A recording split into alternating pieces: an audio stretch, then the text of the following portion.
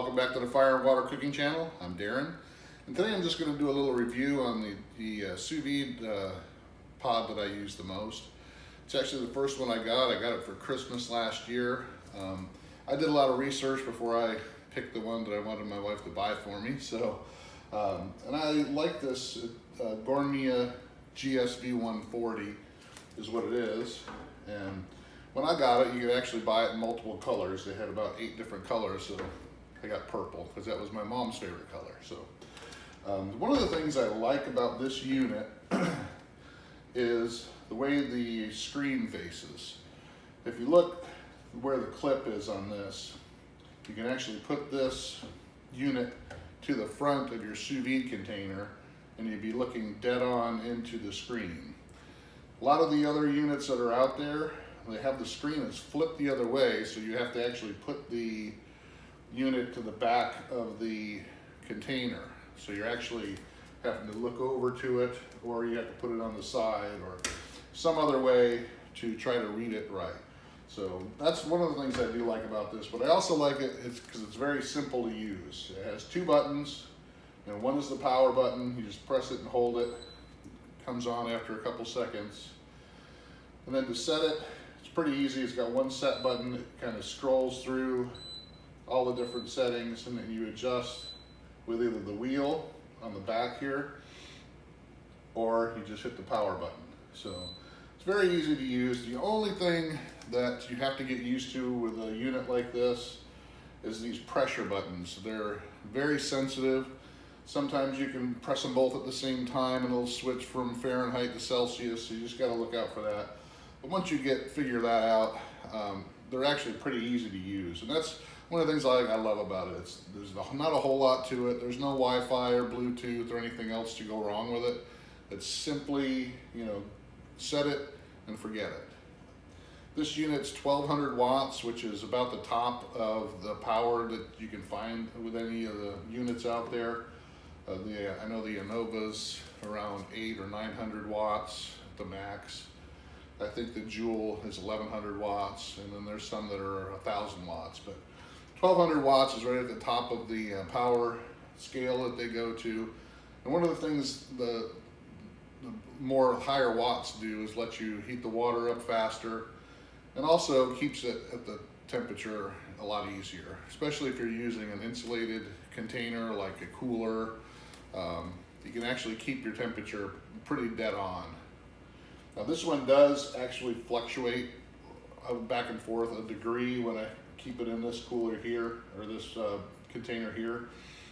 And I think that's mostly due because as the water is not in an insulated unit, it's a big amount of water and it can cool off pretty quick. But this does keep it good within that 1 degree mark pretty easily, and it gets there pretty quick. So that's what I like about it. I haven't had any issues with it. I've had it for over 6 months, and I've used it probably every other day since I've had it. I haven't had it stop on me at all. About the only time you will get this to have an error is if the water gets below this minimum mark. And what that does, it shuts itself automatically so it doesn't burn out the heater in it.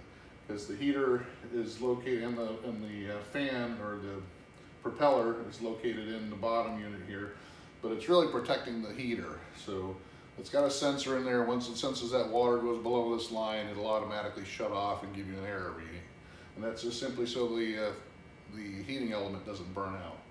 So I've actually had this unit way up over the maximum line here for the amount of water without any problems. So I've never had any issues with it with steam. Some of the other units like Innova's and some other makers, they have a lot of issues where if you're using a cover or if you're using saran wrap to cover the top, the steam will get into it and make it have some errors. But I've never had that with this unit. It works great.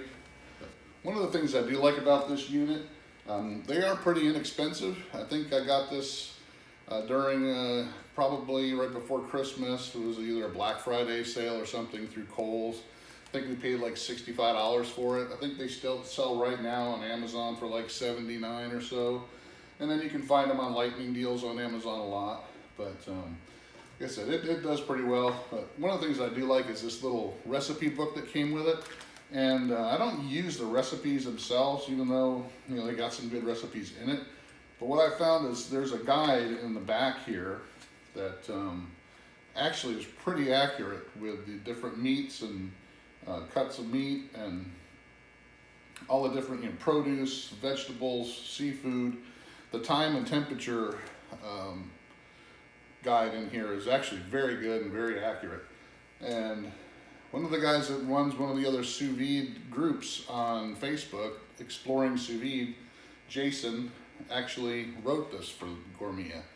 And he's got a pretty extensive website and Facebook group. So I would look that up, Exploring Sous Vide or Amazing Food Made Easy. That's Jason Langston, and he's the one who actually put this book together for Gourmia. And I've actually used this guide all the time. I keep it on my desk handy so that I know if I'm going to cook something, I'll look up the guide and see the time and temp that's in here. And then I'll compare it with others like Jewel or Anova or some other sites and see where they fall. But I found that this little guide that he's got together in here actually is pretty good.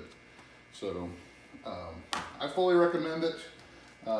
I've seen, you know, just like with any electronic piece of equipment, you're going to find people that have had issues with them. I just haven't.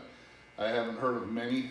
You'll hear a lot, you know, like I said, with the Anovas, the Jewels, just because there's more of them out there. But like I said, I've had really good luck with this unit. I've worked it to death. I've used it a lot in 6 or 7 months that I've had it, and I have never had an issue with it. So just keep that in mind.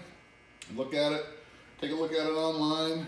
Do some other, look at other reviews. Look at other,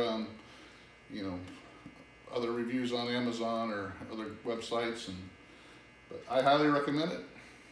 And I'll be doing some more of these reviews with some other products that I have that I use down the road. So thanks again for joining me, and let me know if you got any questions. Go ahead and subscribe. Make sure you make any comments down below. If you got any questions, I'll try to answer them.